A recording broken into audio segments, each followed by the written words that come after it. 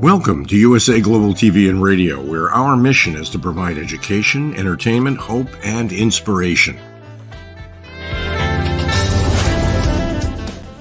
USA Global TV and Radio connects you with experts and audiences all around the world every single day to help you succeed in business and to live a richer life. Visit us at usaglobaltv.com to learn about career and life-changing training and mentoring programs like the Listening Mentor. Subscribe to our newsletter to stay informed about our special programs and offers. Discover how you can become a guest on one of our shows or a host or producer of a USA Global TV and Radio show of your very own. That's USA Global TV and Radio, where the doctor is always in.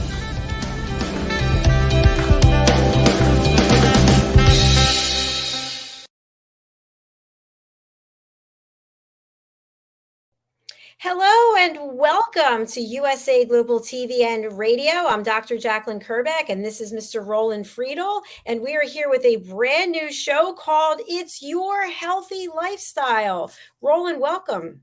Hello, Dr. Jacalyn. Isn't it exciting to start a new show about healthy lifestyle and giving people the opportunity to have a healthy lifestyle too?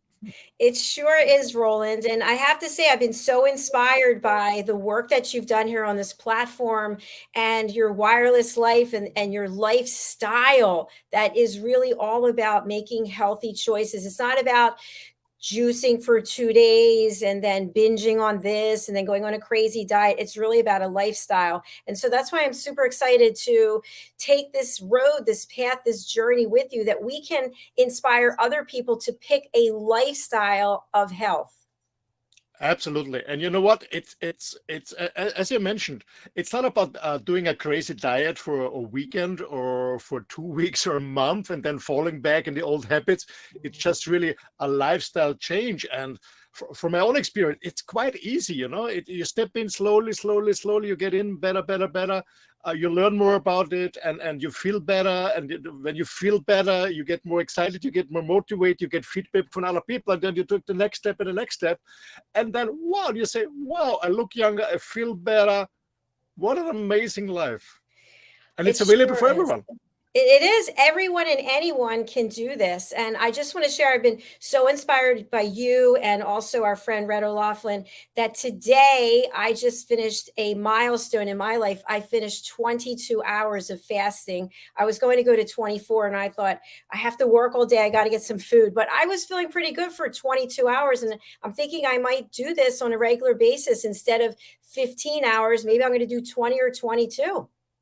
Yeah, why not? I mean, you know, I do intermittent fasting 16 to 8 on a regular basis, but twice a month, 11 days, on the 11th day after the full moon and on the 11th day after the new moon, I also do a whole day fasting just for detoxing. And it's really, it's a little bit struggling in the beginning once, but when you get used to it, you really feel good. And there's so much time left on the day. You can do other things, you know, no food shopping, no preparing, no dishwashing. It's a lot of time left for other things. And it's also less expensive because you're not consuming as much food. Absolutely. So when you do it twice a month, it's 24 days a year. You save money on it. Absolutely. Yeah. Just water. You know what's something that I found, Roland, and I just want to share this with people in case they're thinking about it. We're going to be talking about a lot more than fasting, but I'm just bringing up fasting because I just did the 22 hours, is that when I thought to myself yesterday at noon, lunchtime, that I actually would not eat again until today, I thought, I don't really think it's possible. And then I went and worked out and I came back and it was about 6:30. And I thought, I really would like to be finished eating anyway by 6 o'clock. So I already passed the 6 o'clock. And then as it was 8 o'clock, 9 o'clock, 10 o'clock, I was getting more and more hungry. And I said, you know what, have some water and go to bed. And so when I woke up, I felt great. I slept through the night. I didn't have to get up really. So I found already there's benefits. And that's what we're going to be talking about on this show. What are some of the elements of a healthy lifestyle that you can put on and you can wear proudly, and it's going to have a positive impact on your brain? We're doing a show right after this, Power Up Your Brain. So you've been doing this for a long time. You're an expert in this area. Tell us about your passion and your experience with healthy living, healthy lifestyles. Well, the point is, when you live a healthy lifestyle, first of all, it doesn't mean an ascetic lifestyle. Okay, it doesn't mean at all. It doesn't mean I don't have fun. It doesn't mean I don't eat delicious food, or it doesn't mean I enjoy life. Not at all. But first of all, I try out to eat 80 to 85% healthy. Of course, I have an ice cream or some sweets, or I drink a glass of wine, something like that. Yeah, occasionally I do. I also enjoy it, but it's not on a daily basis. On a daily basis, I really try to eat healthy, and we will discuss during all these shows in the future what is a healthy lifestyle. And we will also see that it might be different for everybody, for every circumstances. But what drives me most is, to be honest, as I'm getting older, I become 60 next year, but I don't feel so. When I look to some of my former colleagues from school, and I see them in the same age, and I say, oh my God, sorry, but they overweight, some obese, they have health issues. When we meet, just funny story. Actually, as boys, when we have been in our I don't know, teenagers and 20, we talked about girls, we talked about motorcycles, and a lot of fun. Now, when I meet these older friends, they always talk about their sickness, their health issues, what doctor they consulted, what medication, medicine they take, and I always think, oh my God, what happened to them? What happened to them? They're taking this pill and this pills and this pills and this pills. What are they doing? What are they doing? Why didn't? And then they looked at me and said, "Roland, you're always different." I said, "Yes, it was work, of course. It is work. There's no free lunch. When you want to have a healthy lifestyle, want to stay fit, of course, you have to do something. And it's not about, as I said before, that you're starving, or it's not about that you don't do this. It's about enjoying a healthy lifestyle. It's all about enjoying. It's not about it's forbidden this, it's forbidden that. It's never working because the craving gets more. It's about learning that you enjoy it, that you enjoy a healthy lifestyle, that you enjoy healthy food, and you enjoy a nice workout, that you enjoy a good relaxation. It's about learning to enjoy it and get rid of all these things that really are not helpful. After all, the body is really amazing. What some people put in on sugar, on toxic stuff, on alcohol, whatever crap they're eating, and they're still living. That's just amazing what a body can do. Can you imagine how good your life is when you live a more healthy lifestyle? Absolutely. And you bring up some good points. I remember when my dad was still alive and my parents would get together with their friends, and invariably one of them would start talking about, oh, this hurts and that hurts. And then the other one. And before you know, it's like, oh my gosh, is this what it's going to be like when I get to be older? And so, as you know, I have 3 autoimmune diseases, and I have really worked in the last couple of years to get them under control. And what I realized was maybe they're not as under control as I'd like, but if I wasn't making healthy choices, it could be a lot worse. So it's about making the choice today, wherever you are, not looking at why didn't I do this? Why didn't I do that? It's like, no, what are you going to do right now? So we're going to be providing education, hope, and inspiration. Roland, what can people expect? What kind of topics can they expect to share with us here on this platform? Yeah, before I go deeper into the topics, first of all, it's what we're going to talk in this show. Some of the bring up on the show is personal experience. We are bringing topics that are practical on a daily basis, nothing complicated, something that is working, that is proven. That either out, Dr. Jacalyn out, our special guest that we bring on the show right out. So it's working, it's practical every single day. It doesn't matter how full your day is, you can do it. And everything that we also recommend is affordable. That's the first point, yeah.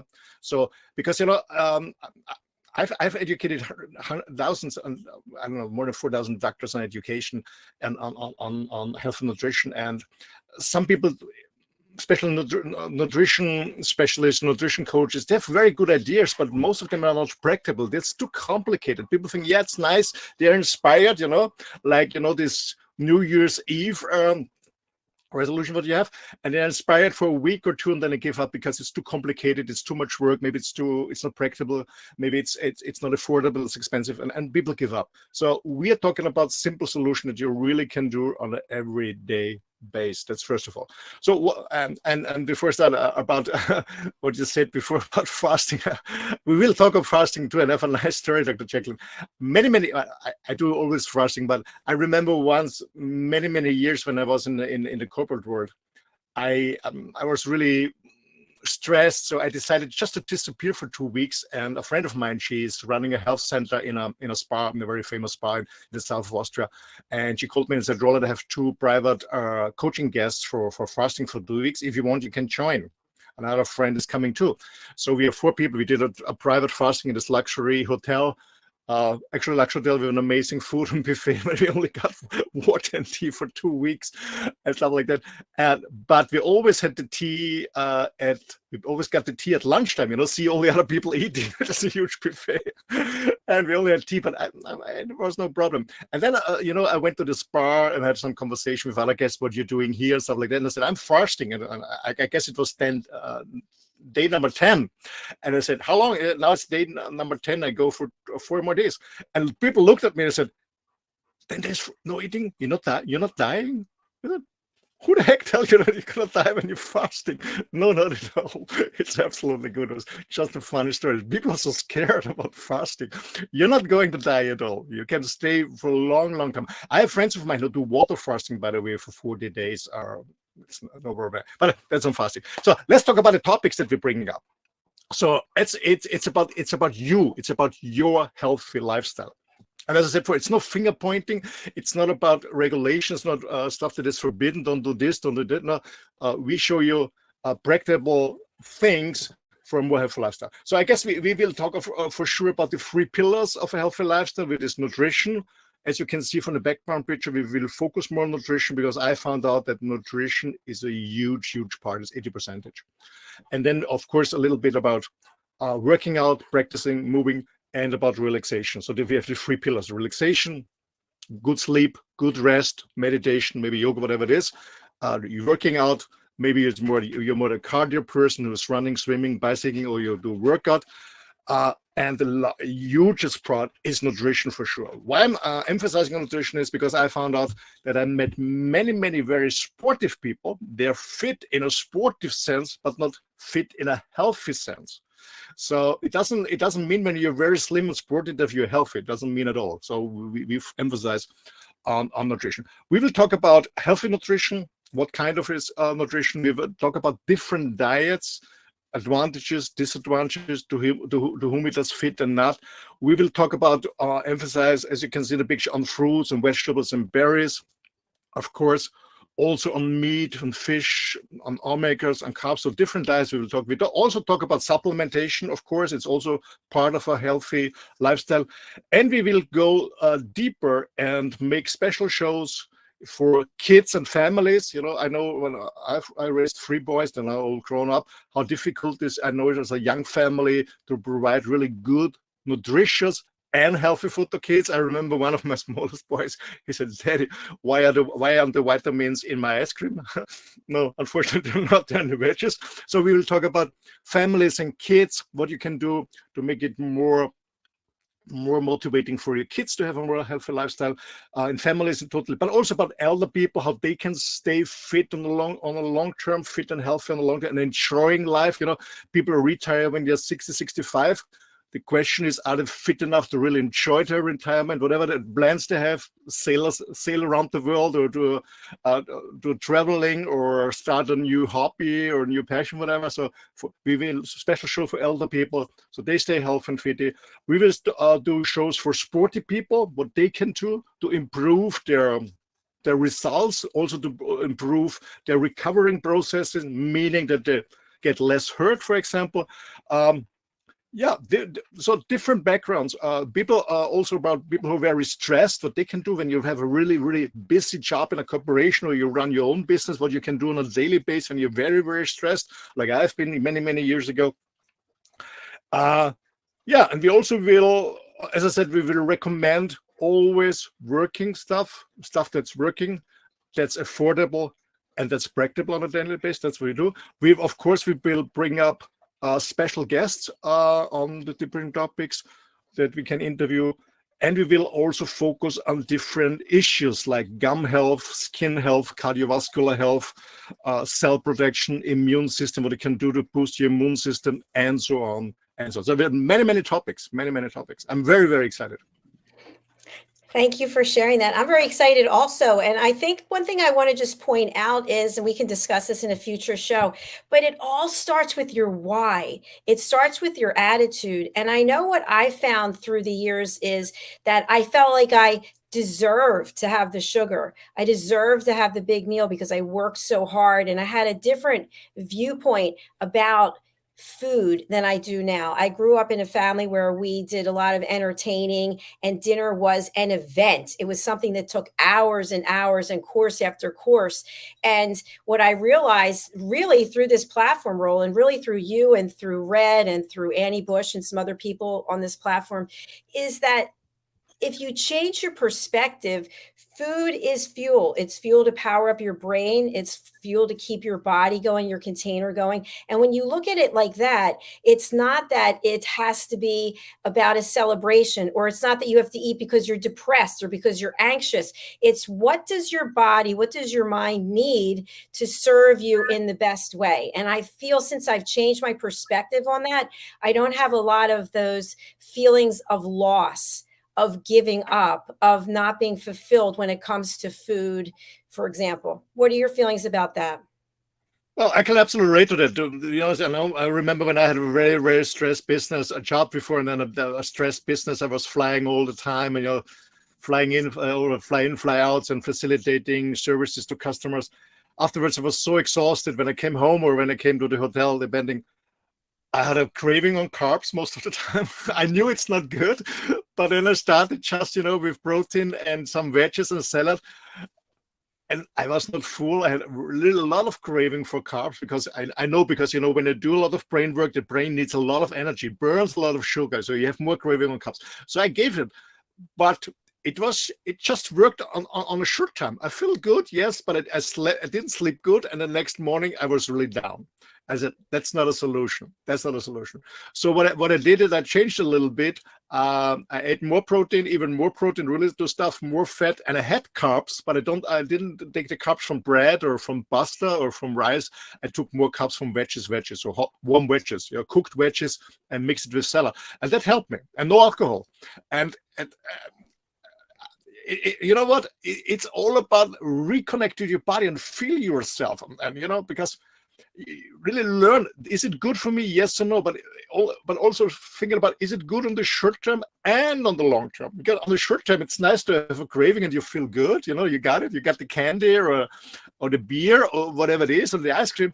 But what's in the night? Do you sleep good? Do you really get a good rest? Or what's the next morning? And I found out that it's my personal experience. Sometimes I have these cravings and I go for it, but the next day I just regret it. Especially when I eat too much sugar, then I wouldn't say depressed, but I'm not in a good shape. I'm not really full motivated. I have like a hangover, not without drinking alcohol. And I thought, okay, it's not good, Roland. Stop it. It's not good. You can do it occasionally, but don't do it on a regular basis. And then you learn it. It's the same people who are really obese, and then for them it's okay. Okay, they are suffering a little bit, they're sweating a little bit more, but they are used to it because they're obese, I don't know, for 10, 15 years. And once they start the journey and they lose weight, and they said, wow, what a difference. If I would have known this early, I would start early, because we're on this treadmill. Yeah. So we don't know how it would be to have less weight, or to have a more healthy lifestyle, because we're used to the other stuff and we think it's normal, because most of the time all the people around act the same and behave the same. I think it's normal. And when we step out and do something different, I said, wow, this is really good. This is really good. And I stay with it. Yeah. I thank you so much for sharing that. And I can relate because when I was in my corporate career, we traveled, we flew around, we did a lot of client entertaining. In fact, at one point, we were actually measured on how many dinners we took clients to, how many sporting events we took clients to. And what would happen is you would get into this pattern of, you're trying to do a deal with the client, or you're getting to know them, and you're eating one course after another course, and you're having wine after wine. Then it's go to the bar afterwards. Then you're ordering food because you drank the wine, and then you go to sleep. It's 11, it's 12 o'clock. You got to get up the next day for meetings or whatever it is. You have no sleep. It's just an endless circle. So I was happy to get away from that. At the time, it seemed like it was a lot of fun. But as you get older, you realize it's not a good thing for your body. And you couldn't pay me to do it today.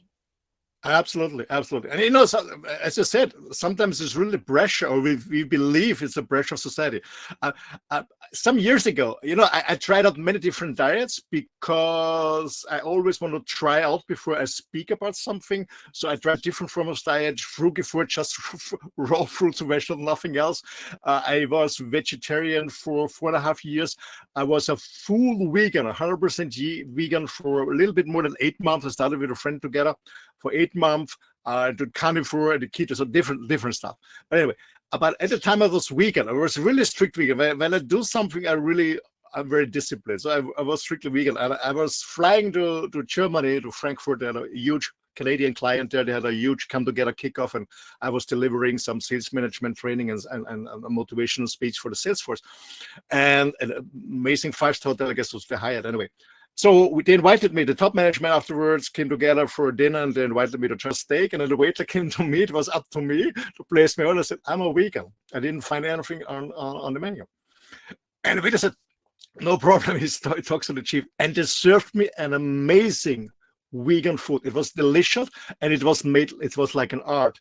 And all the other guys looked at me because they made jokes about me. And to be honest, I don't care about other people when they make jokes about it. When I go my way, I go my way, no matter how my environment is responding, because it's my life, it's my body. Anyway, so they made jokes of me. And then when my food came and their food came, they had the steak. By the way, I'm a steak lover again, yeah.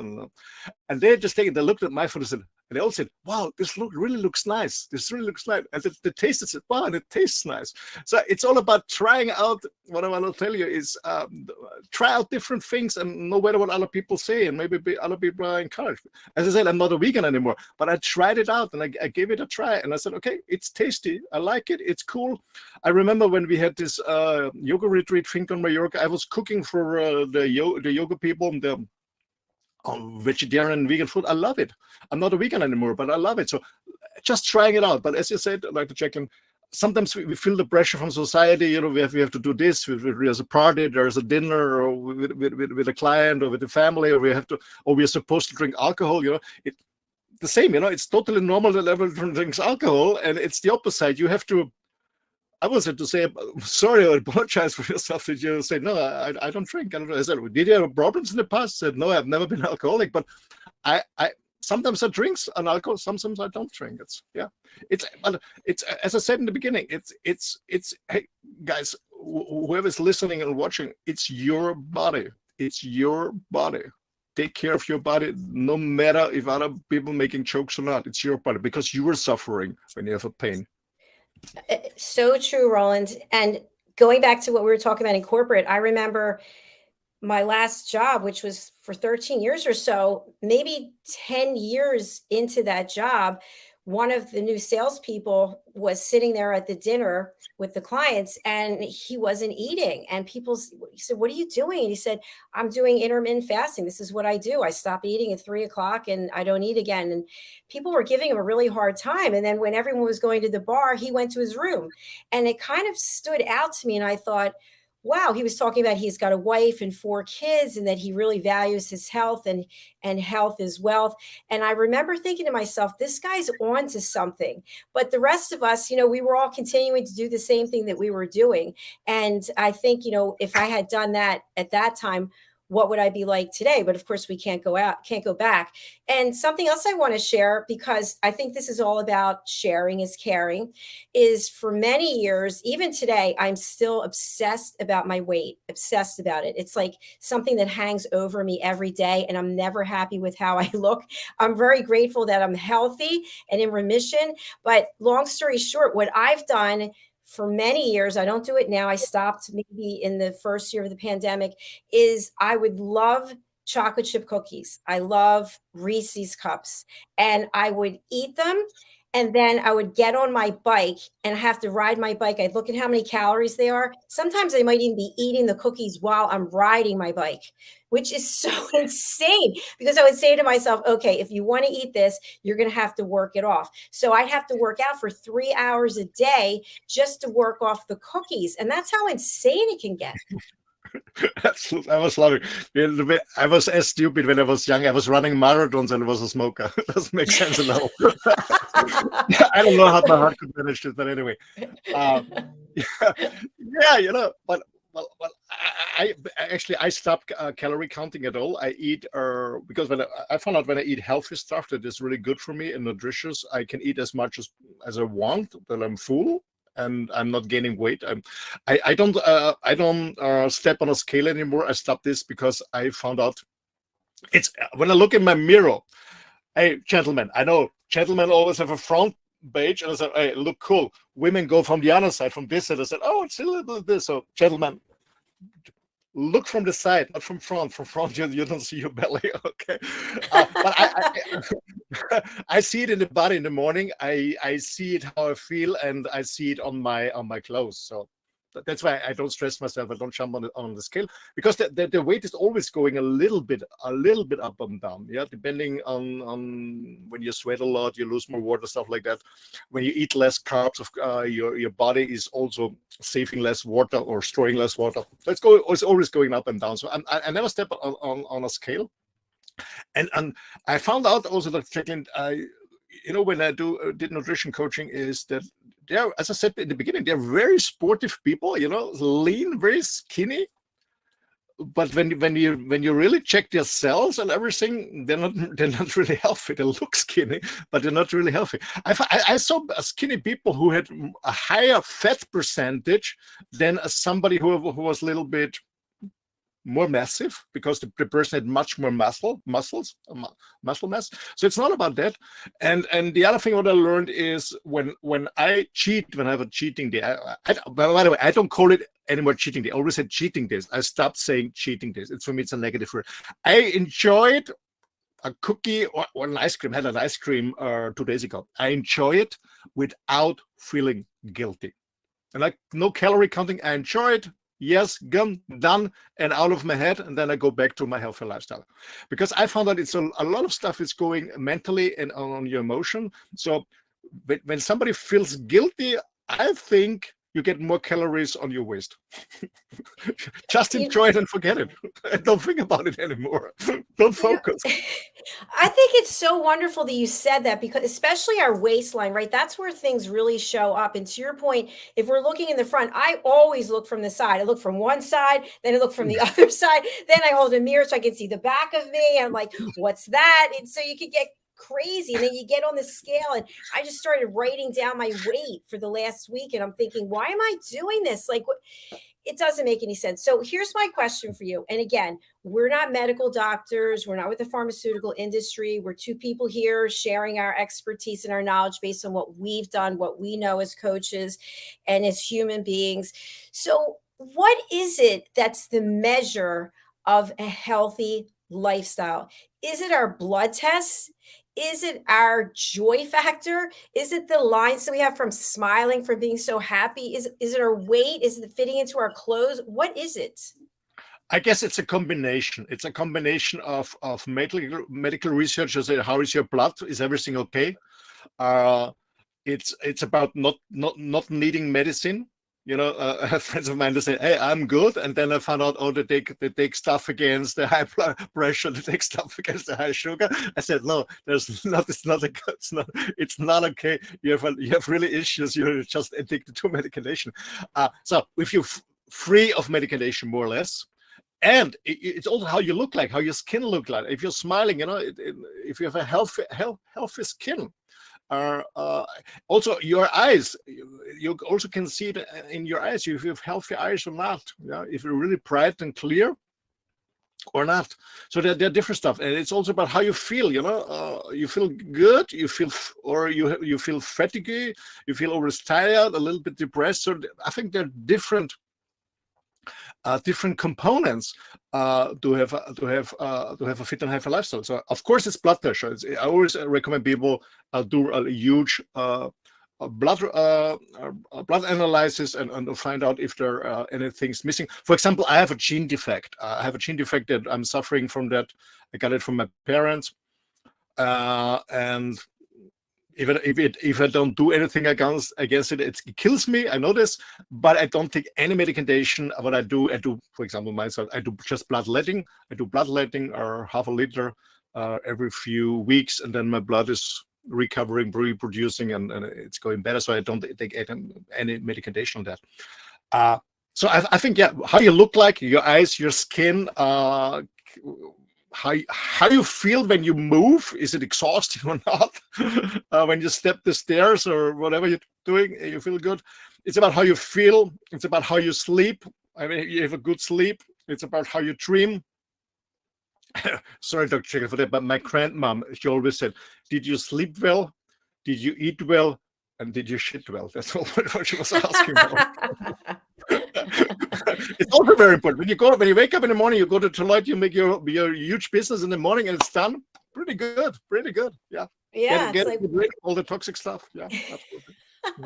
And there's some other things that we can do also to get rid of toxins. I think, Red O'Loughlin had just finished a whole series about toxins. It was really fascinating. There are toxins in so many things, not just food, but also in cosmetics and shampoos and red lipstick, and those things impact our healthy lifestyle as well. So, Roland, one thing I'd like to talk about today, and I think we're just going to be really touching the tip of the iceberg, is that we need food, which is fuel, to survive. We don't need as much of it as maybe we think we do. You just talked about someone who's fasting for 40 days and living off of water.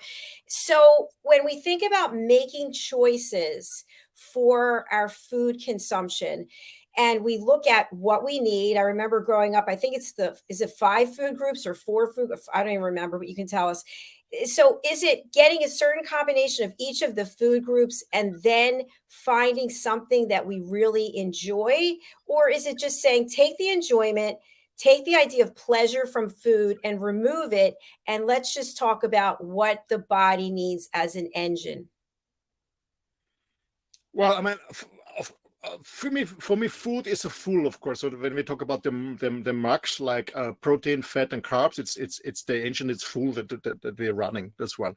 Then we need the micros, the vitamins, the enzymes, the minerals, and this huge amount of phytochemicals. We also need them that the engine is running properly. But so we should take care about that. We had the right carbs, the right protein, the right fat, and also this huge diversity of micros. But for me, food is also, or eating or enjoying food is for me also has a social aspect. I guess this is also many people are eating on the go, everything on the go, coffee to go, this pizza for go on the go. They're eating while they're doing something else, walking on the street or working or on their smartphone or whatever. It for me has a social aspect too, that we really when we eat, that we really focus on the food. It's a lot of mental stuff. And secondly, as I said, it's also a social aspect. Also, I love to share food with I love cooking with other friends. I love sharing food, sitting together on a table. I know in this fast-going world, everyone is very, very busy. It's less and less possible, but it's so nice to come together. I know you have this tremendous thing in the US, the Thanksgiving, where the families come together, travel from the whole country, and at least once a year meet and have a turkey together. So I think food also has a social aspect. It's about enjoying. But as I said in the beginning, it's about enjoying eating healthy stuff. And I thought, no, I don't like it. I don't want it. You get used to it. It's about enjoying it. And as I said, it's not an ascetic lifestyle. It's about learning to enjoy it and get rid of the toxic stuff, because it's an addiction. It's like an addiction, like any other drug addiction when we eat unhealthy, and it's getting about rid of it. And it takes some time. It's a little bit painful, maybe. People, when you're very addicted to sugar or alcohol, it's painful. But then you learn to enjoy the other stuff. And as it is, when you're not used to it, have lifestyle, you say, maybe I don't like it, but give it a try. I give an example. Many years ago, over 30 years ago, I was always drinking sparkling water. So water from the tap was for me. I don't know. I didn't like it. There's no taste. There's nothing in. I changed it 30 years ago. I learned about how bad sparkling water is for my body, and I only drink still water, tap water, filtered water, and for me it's normal now. It became a habit. I cannot imagine to drink sparkling water anymore. So it's learning about it's a change, and it takes some time. It takes some time, and then we learn it. And then we get rid of the other stuff. And I said, what can I do? I don't know, a friend of mine, Ricky, he is a coach, and he helps people get rid of smoking. And he posted something on social media, and I was writing something to it, and I said, there's one thing I really regret in my life, that I was so stupid when I was a teenager starting smoking. I was really stupid. That's one thing I really regret. I gave it up years ago, but that's what I regret. Sometimes we do stupid stuff, but we always can change. And the same with the food. We always can change. It's never, ever too late. Especially the older you become, the more your cells, because you're not working as good, especially your mitochondrions, as when you were younger, they need more and more healthy stuff. Absolutely. And especially as an elder person, when you change your lifestyle, you really get a boost. And it's never, ever too late to start with healthy lifestyle. Never, ever too late. It's so true. And I liken what you just described to being in a bad relationship. When you have a bad relationship with food, you have a mindset that isn't serving you. It's like being in a bad relationship, and you stay and you stay and you stay, and you're afraid to leave. You're afraid to make any changes. And then you finally say, okay, I can't take it anymore. I'm leaving. And it's painful. You are in pain because you're giving up something. You're moving away from something. But as time goes on, you start to stop thinking about it. You don't think about it as much as you used to. It doesn't hurt as much as it used to. And I found it's the same thing with sugar. When you stop eating sugar, you don't even think about it. I mean, my mother loves sugar.